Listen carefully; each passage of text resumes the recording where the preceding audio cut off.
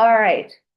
So currently to get to the report generator, you would go to your iSeries, you would type in CPT REP Gen, GEN, so for CPT Rep Gen or report generator. When you hit enter, it takes a minute, but you should get a screen like this to pull up. It will have your county's logo and it will list all the reports that you own, the reports that you own. Just kind of in general for our report generator, we have options around the edge of your screen that help you navigate, and most of the information is in the middle of your screen. So up here in the top right, we have this blue question mark. That's going to be a help page. That's our report generator manual, is the list of help pages. Each different screen has its own help page. So if you're wondering what to do or where you're stuck, or please open those help pages. If you find information that you think we're missing or that you'd like to see on there, holler. We will continue to keep those updated as we make changes. On the left side, from your report list, we have the option to make a new report or this FAQ.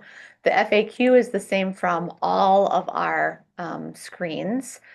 Currently, there's only two things. One is kind of the basics to walk a newbie through, or if you took this and you're like, hold on, that was 3 months ago and now I'm finally using it. Quick reminder, this would give you kind of just the quick overview.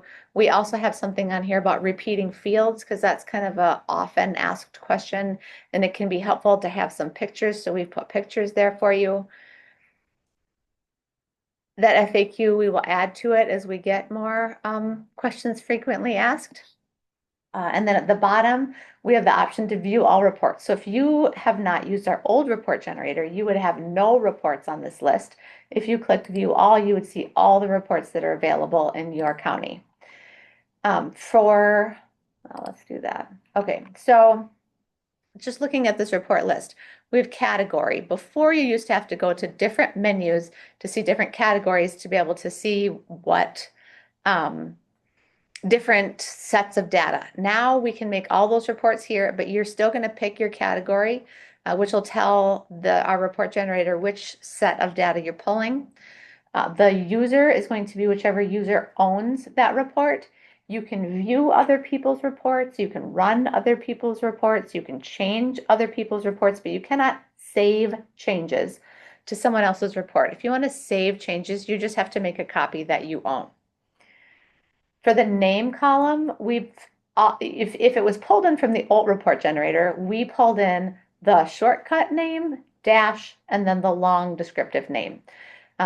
You cannot edit the name in our report generator, but if you hate this name and you want a different one, you can copy one of these reports, give it a new name, and delete the old one. You can only delete reports that you own. So you can see over here in the far right column, I have a red X. That's because I'm signed in as Midstate. I am the owner of this report, therefore I can delete it.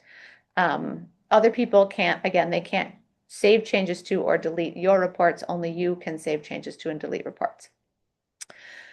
When you make a new report, you obviously don't have to use this name setup. You can name it whatever you want. You're allowed to have reports that have two reports that have the same name because we give each report its own unique ID over here in the ID column.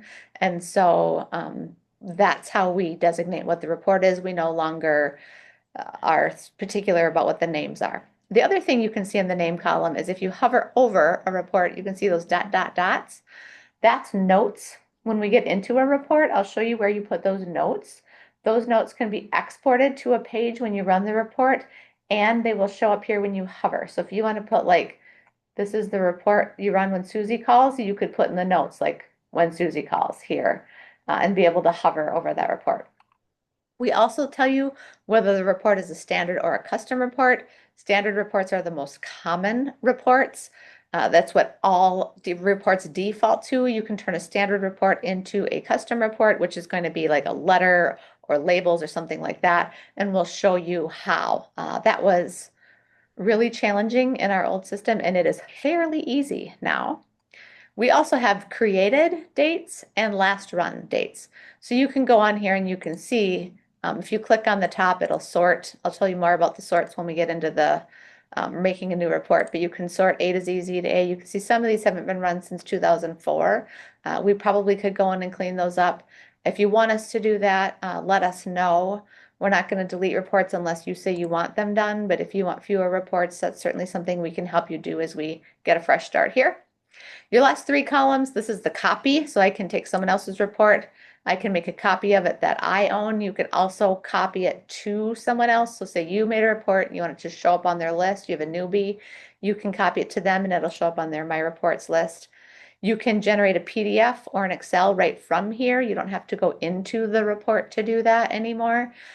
Some things will be automatically picked for you based on how you built the report. Other things you can dictate prompts. If you choose to have a prompt, you can dictate that on a report by report basis. So that's kind of the basics of this screen. If you have questions as we go along, holler, unmute, type them in, whatever you want to do. Everyone benefits from questions. Otherwise, I kind of get rolling and then next thing you know, we're done and you're all like way behind. So I clicked new report. I'm going to make a new report. Here's all our different report generators. Again, they were on different menus in your old system or your old, the iSeries. Now you can access all of them from here. You just have to pick which one you want. And then we click create and it makes my report. Once we get into a report, again, we have a little bit more options around the edge for navigation. So in addition to our help menu up here, we have an X. If I click this X, it's going to close my report, send me back to the report list. We have tabs up here at the top. Here's all the different things you can do or set while you're building a report. You can either tab straight to the one that you want to change, or, typically when you're building a report, you're going to kind of like walk through them. So if you click next and back, previous, it's going to walk you through those tabs.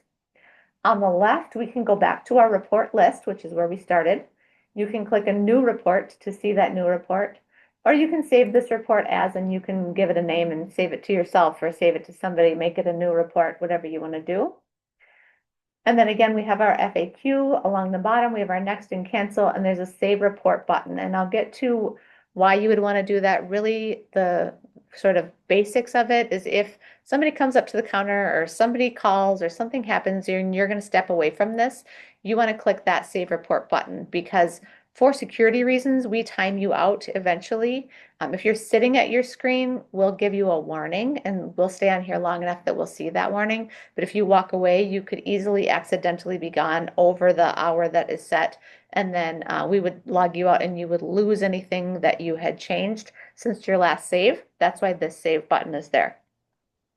So if we start with our fields tab, here's where you select the fields you want. The fields you have available depend on which type of report you chose. You can certainly scroll through them, but there's often better ways to find them. So we have our field name and field text. This is what you could see in the old report generators, the shortcut and the long. If you hover over this, there's often a little more descriptive. So if you're seeing something that doesn't make sense, you can hover over it and see what it's supposed to be. It also shows you what file it's in, the file shortened name and the descriptive name. So if you're looking for a field and you don't feel like you can find the right field, you can find a field that's on the same screen as that one or is similar. Look to see what file it is and search for that file. So I'm going to show you how to search. I showed you already, you can click on any column to get an A to Z search or 0 to 100 search. Click on it again to get Z to A and click on it a third time to release. You can also go up to this hamburger or pancake menu and click on it to be able to search for particular things. So I tend to come up here and I'm always looking for a parcel number. So if I type in parcel number, it defaults to contains, and I'm going to get my parcel number and my value. If I'm looking for, you can see they're in different files. As you get good at report generator, that will matter to you. If I'm like, oh, I actually want the parcel number that's part of this TXAVAL, I could come up here and I could say TXAVAL, and I would list, it's combining filters now. It's giving me everything that says parcel that's in the TXAVAL file. If I wanted to clear that and see the whole file, I could clear this filter, and then I'm seeing everything that's in that TXAVAL file.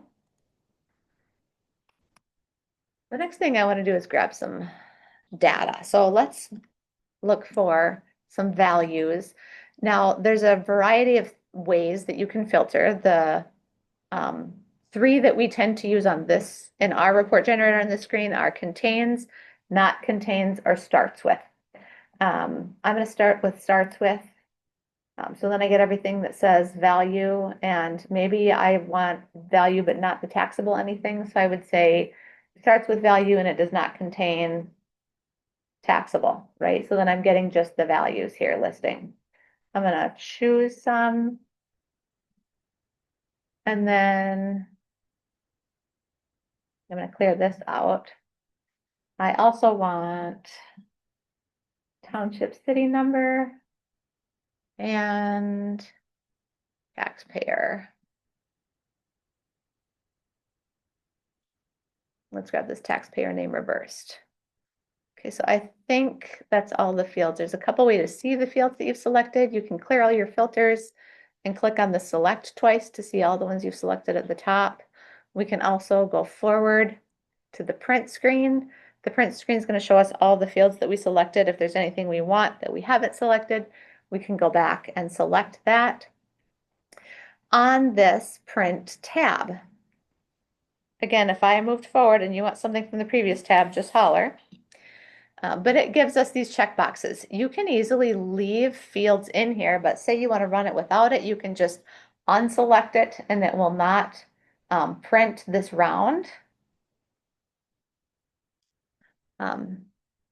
We don't have sort tools on this tab because the order that these are listed in is the order that they are going to print in. So for a standard report, your top line is going to be your left-hand column, your bottom line is going to be your right-hand column, and they're going to march across in order. If you want to change that order, you would grab on these, and it's giving you that information there, and you drag it to be whatever order you want it to list in. You also have a width. We have this defaulting to the width that we think you're most likely to want, but you can change this. You can make it larger, you can make it smaller. If you make it larger, we set it at whatever you want. If you make it smaller, how we deal with it depends on what kind of field it is. So this taxpayer name reversed, that's an alpha field. If I make this 5, it's going to print the first 5 digits of that field. This land, this is a numeric field, and if I make this 5, it's going to make this field either 5 or as small or as short as the largest input, as the largest amount of data is for that field, not including totals. So if my largest land value is $1,000, it's going to give me that 5 wide. But if my largest land value is $100,000, it's going to make my field wide enough to accommodate that largest land value. So we'll see that in our export. Then we also give you the same fields as before, the field and text, the file and description. This is the, oh, this came early today. This is the warning that I'm talking about. So if you're on here for an hour, we're going to kick you out for safety reasons and you'll lose anything that you had since you last saved. If you're sitting here, you're not going to do that because every 20 minutes, we're going to give you a warning that says your session is about to expire. Would you like to continue? And if you click continue, you restart that hour-long timer. And then you never get kicked off. But again, if you walk away, depending on how long it's been, you don't have to be on for an hour, you have to be on for 40 plus minutes, and you would get kicked out. So I think that's what I needed to say on the print tab. If we go to the next tab, this is sorting. So our default sort is a parcel sort. You can override that parcel sort by choosing to sort by something else. Again, you can drag to determine sorting order. You could drag these fields around. It's not going to affect the order they print in. It's just going to affect the order they sort in. If you choose to sort by something and then that something runs out, we're going to go back to that default parcel sort. Once we get through all the sort options you choose, we're going to do a default parcel sort. You can do a section break. A page break is a section break that includes a page break. It gets included in there. If you want to break by something, so I want a page break by Township City, you need to sort by that item. So it's going to tell me you need to add this sort, and it's not going to let me leave this page until I add that sort. If you add a break, then when you ask for summary data, when we get to our summary tab, it's going to give you summary data by all of your section or page breaks. So we'll see that. Then I also, let's sort by house and garage, because then we can kind of see how those sorting rules work. And I'm going to drag it up there. And that's our sorting. Next, we're going to talk about filters. So filters is how you keep from generating your entire county every time that you do this. So you can sort by any of the fields that you've added to your report. So I'm going to choose Township City, and then you have to choose a condition. So we have equal to, not equal to, less than, equal to, greater than, equal to, like. This like really only works for alpha fields. So it's helpful if you're looking for like everything on 4th Street. You can say like for TH and you're going to get everything that's on a 4th Street. Or if you're looking for something that's like a name, but you think you got part of it wrong, put in the part you think you got right and do that. It doesn't work for number fields, like just doesn't work for number fields. When you're going here, you can also do a range. Range has a special condition with it or a special rule. For most of these, I could say this equals Township 1. Or I could go over here and click prompt, which means when I save this, when I export it, when I submit it, it's going to give me a pop-up that asks me what township I want. And at that point, I can put in more than one. If you want to put in more than one, you have to use this prompt. Or if you want to get a range, it automatically forces the prompt. It doesn't allow you to put a variable in here. It says, all right, you are using the prompt. So for now, we're just going to do this. There's another option here and or. We'll come back for that later once we've seen what our outputs look like. So if we go to the summary screen, you can get the count for different fields. You can get totals, min, max, average. You can only get min, max, average for like number fields that it makes sense for. We're not going to give you the, total of your parcel numbers. We're going to give you a count because you don't want us adding up all those parcel numbers. That doesn't make sense. So we only offer the total, min, max, average for fields that are like, value fields or something like that that makes sense. Then our next and last tab is the output tab. So the output tab has lots of options on it. We have over here on the right, we have margins and font size. If you have like a lot of columns that you're trying to get onto a report, you can work with these margins or this font size to make it smaller. You can come over here and you can choose portrait or landscape. You can go into the print tab and make those columns wider or narrower, depending on what you want the output to look like. Summary only, if we say yes, we're just going to get our summary data from this page. If we say no, we're going to get all our details. Again, we can do portrait or landscape. You can pick your paper size. You can say PDF or Excel. So for a lot of these things, we assume PDF.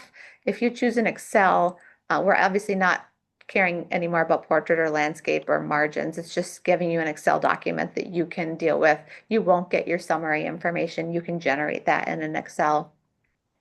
Remove protected officials. This defaults to no. But if you're generating a report that you're going to send out into the community and you want those protected officials removed, you can always flip this to a yes. Stagger total lines. This defaults to a no. I picked 3 large value fields, all with summary data, and that'll allow me to show you like why you might want to use this. For the options page, that also defaults to a no, but if we click yes, I'll show you what this options page is. If you're an assessor, you saw me use this options page. I generated from a county. I use it to make a report for myself. It gives you like basically all the options that you choose and they chose in all of these tabs so that you can make that report. It's a great way to share reports between counties. If you choose the options page, you decide whether you want your notes to list on that option page. Remember, notes is what I said will show up on your report list when you hover over a report if they're there. So If I put in hello from Susie, I'll show you where that goes on our options page and where it goes on our report listing. And then we'll do subheading so you can see where that subheading goes. So I'm going to submit this report. Now, there are a couple of prompts that pull up automatically. If you have two sets of files open, it's going to ask if you want to use your New Year's files or not. So right now, Wadena County has 2526 and 2627 open, and it's asking which ones I want. In CAMA, it's going to ask you which CAMA files you're using. Those are kind of our two like automatic prompts if you're there. Otherwise, it's going to give you the prompts that you asked for. And this is where if you were to run a report from the report listing, it's going to pull up these prompts. And so you could run it for different data, not having to even go into the report if you set your filters to prompt. So I'm going to do townships 1 and 2 because I have that as arranged 1 to 2, and we'll get our output here. Your outputs are going to your downloads folder. So it's going to be on your computer in your downloads folder. It's going to say, if I pull up mine and I go to my download folder, test, and then it's giving me the date that I ran it. This is going to, from here, you can save it, rename it, do whatever you want with it, whether it's a PDF or an Excel or whatever, it's going to be there. So here's our options page. And again, it's going to show me like the fields that I chose, the summary data that I chose, the sorts and the filters, what I put on my options page, report notes, hello from Susie. You can see that I named my report tests and I gave it a subheading. That's going to be there. Those lists on every page, test and subheading. Once we get in here, I told my report that I wanted it to sort by township city and then by house and garage. You can see beyond that, it's gone back to a parcel sort. So where the house and garage is 0, I'm getting a parcel sort. And then I will get at the bottom the parcels that have a house and garage value. I get to the bottom of township 1, I think I almost have, here we go. Here we're sorting by house and garage value. Once we get house and garage value, that's what we're sorting by. And then we have our summary data. So it's giving me counts. Now I have 665, 665. It's obviously not getting me the number of unique inputs. It's just giving me the number of inputs. So it doesn't make sense to like count township city and count parcel because I'm going to have the same number here. However, only 86 of them have house and garage values, and 634 have land values.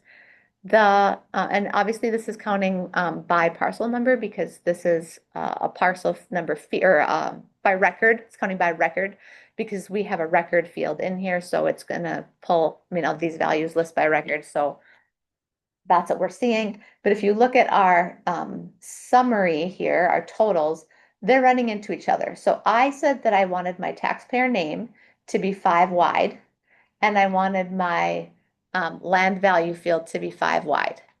We're getting the taxpayer name 5 wide. The land value field is getting as narrow as it can while still keeping the largest value in here. But it is allowing us to cut off our summary. So if you want to be able to do that, this is where you would stagger your, I will just go back to portrait, and you would stagger your total lines.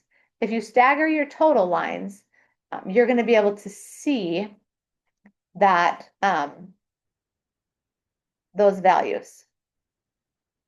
If I go here and I go down, my total lines are staggered. It's a little goofy because they're not all on the same line, but you can still see each value. And then it's giving me the min, the max, and the average for township 1. And if I go all the way down, it's going to give me that for township 2. And then it's going to give me the totals for the report, the min, max, average report totals. So if we go back, I want to go back to some things that I skipped over. If I go back to my filters tab, say I want parcels or records in the township city range that either have house and garage value or have like a large total market value. So I'm going to say the house and garage value is not equal to 0. And then I'm going to pick or. the total market value is greater than, let's say, 1 million. This OR filter is goofy, and I'm going to show you how. So if I go to my output and we submit,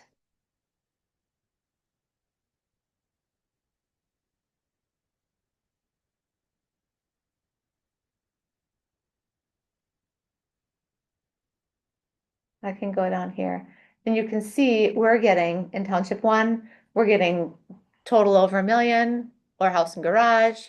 Township 2, we're getting total over 1 million or house and garage.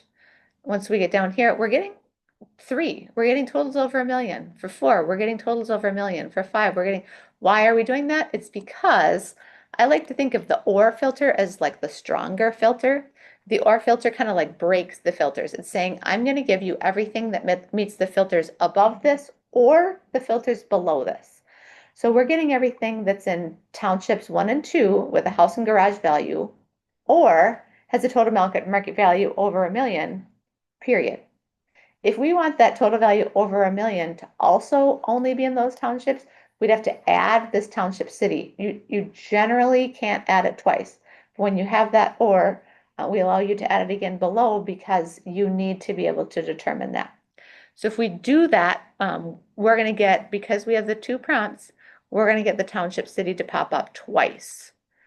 If I go to my output, here's my first one, township city 1 to 2. And then here's my second one. I have to put it in again, Township City 1 to 2. Then I'm only going to get data in my townships 1 and 2. So there's the house and garage and total market, house and garage and total market, and then it's going to stop at Township 2. So that's kind of the goofy thing with that OR filter, is that it will kind of like break that listing. The other item that I wanted to circle back and show you, I didn't point it out on the way through, is a custom report. A custom report is just a different way to print your data.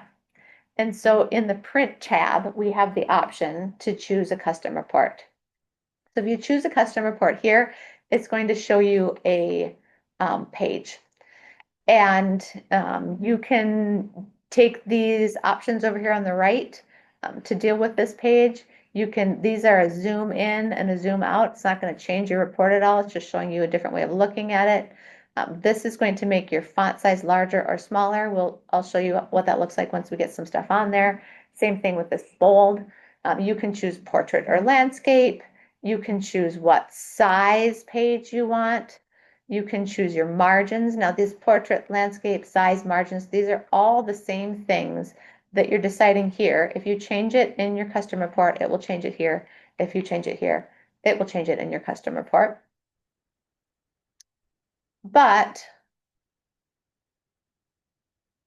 when we're here, you have to start by putting your fields in on the left. That's where we always add things. You hover on the left, and where the end of your margin that you put is, that's where you'll see this little black plus. When you click the little black plus, it's going to allow you to either insert text or a field, or if you're messing with it, you can add a row below or remove the row you're on. So if I insert text, I'm going to say dear, and I'm going to put a space because I want a space. And then I'm going to say report field, taxpayer name. And then I'm going to say, I know we wouldn't do it this way, but I want you to see it. It's so good to hear from you.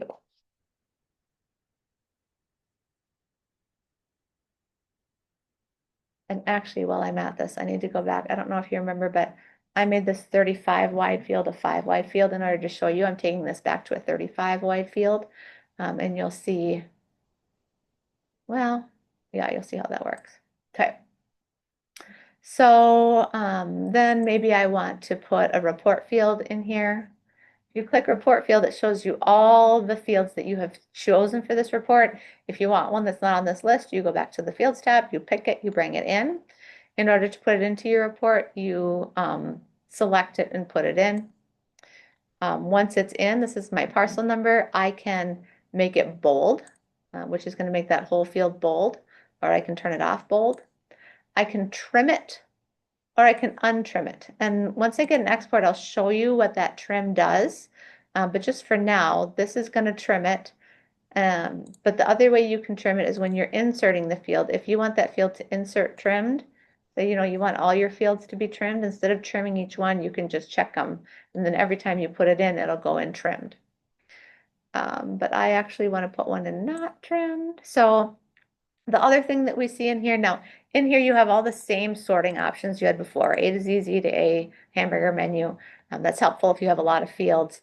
And we also tell you whether it's a repeating field or not. I don't know if you remember, but when I started, I explained that we talk about repeating fields in our FAQ.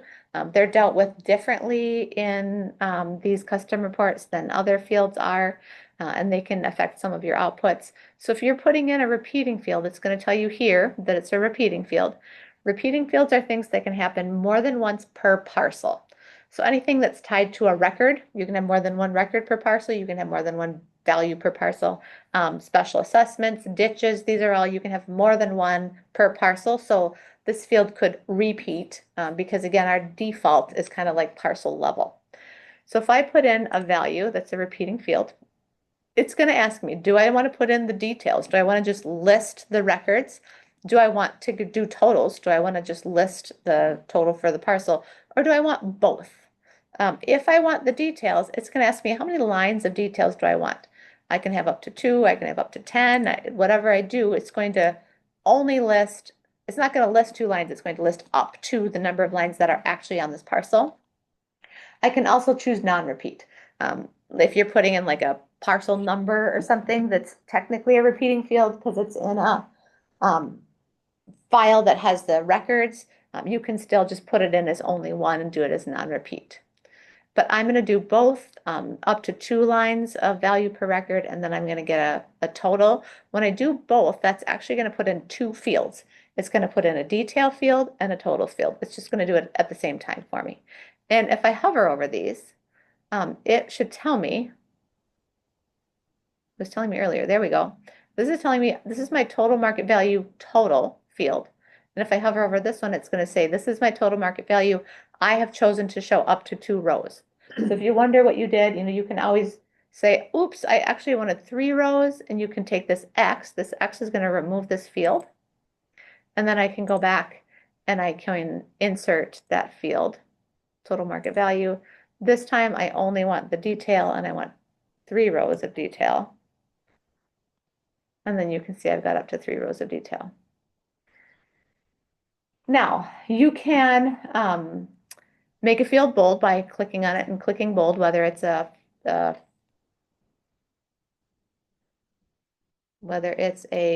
field. That's what I wanted to say, a field. That doesn't make sense. But whether it's a report field, or whether it's a text that you've put in. If I do bold, it'll make my whole thing bold. If you want to make only part of a text field bold, you can select that part and come over here and click bold. Again, over here, if you click up, it's going to make all of the text on that page larger. If you click down, it's going to make all of the text on that page smaller. And if I say I want to add something, I can come in here and I can say I want to add a row here. I want a little bit more space here, or maybe I think I want to add a row in order to put in another field. But really, once I get it in there, I think, I don't want that field or that row. I can go over here and I can click a plus in there. And if I remove that row, it gets rid of that row and everything that's in it. So let's go look at what our output looks like.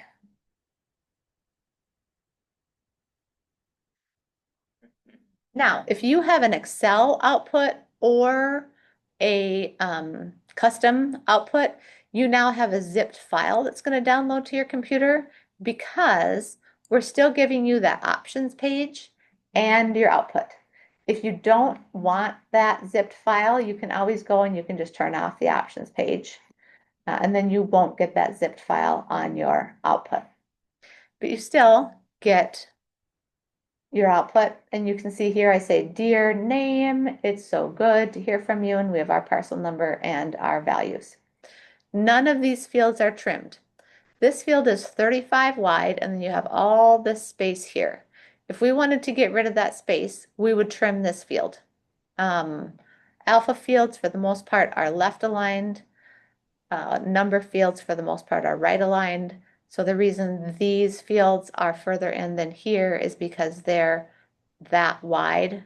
Again, if we wanted them to be not having all this extra space here, we would trim them.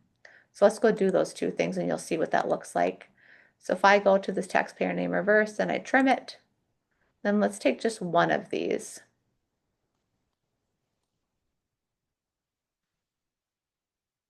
And we'll trim it. And then we'll go to our output. Now remember, I got rid of my options page, so I shouldn't get that folder this time. I should just get my custom output. And here we have it. This is what it looks like trimmed. You can now see that I forgot to put a space here. I can go in and put that space. This is left aligned. This total is not because we didn't trim it. Let me go in and change this. I'm going to show you one more round here. So if I wanted to put that space in, I could click on here and I could arrow over and I could put that space in. But what I actually want to do is get rid of this line and show you our labels. So from a custom report, you can click this view fields and see the fields you have in here. You can change your widths. If I had, if your width is smaller than the width of the field, it's going to automatically trim that field, which is why I came back and I put this 35 in here so we could see that it was trimmed. We can also, if we click on labels, we can turn this custom like letter into labels. We have two presets. We have the Avery 3x10 and the Avery 2x4 presets because those tend to be our go-tos. If you have something else, you can start with one of our presets or start with and change to say mine is, 3x4 or whatever it is.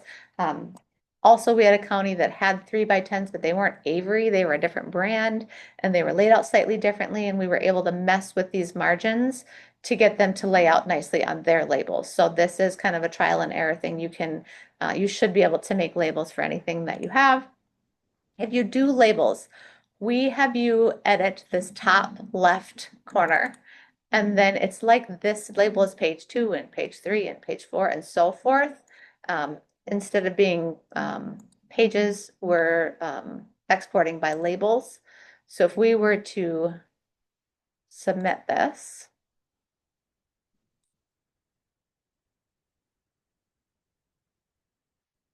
you can see we've got this exporting to labels.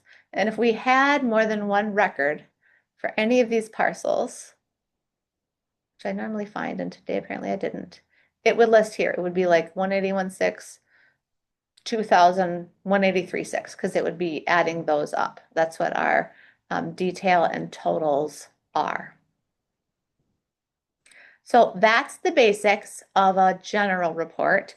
We have some special rules around CAMA major and minor filters. So I'm going to go into a CAMA report and show you some of those special rules. If I go back to my report list and I sort by the one that was most recently run, this one today, me. If I hover over it, you can see my notes are showing. It says hello from Susie. That's how those notes would show. But I want a new report. I can make this report the same as my old report because again, it's giving it a ID, a unique ID. But let's just add a couple of fields, parcel, and then I'm going to get that. I'm going to grab a minor category here. And our rule has to do with filters. So if we go into filters, the first rule is if you filter by a minor category, you first have to filter by a major category. So you can see here, I want to filter by a minor category. It's going to say, you're missing the major category. We will add it in an appropriate order. You can see you now have the major category and the minor category. If we go back here, we have added the major category to your report. You're not printing it unless you come here and you tell us you want to print it and you tell us where it wants to go. We won't print it, we'll just add it for you, but we've added it.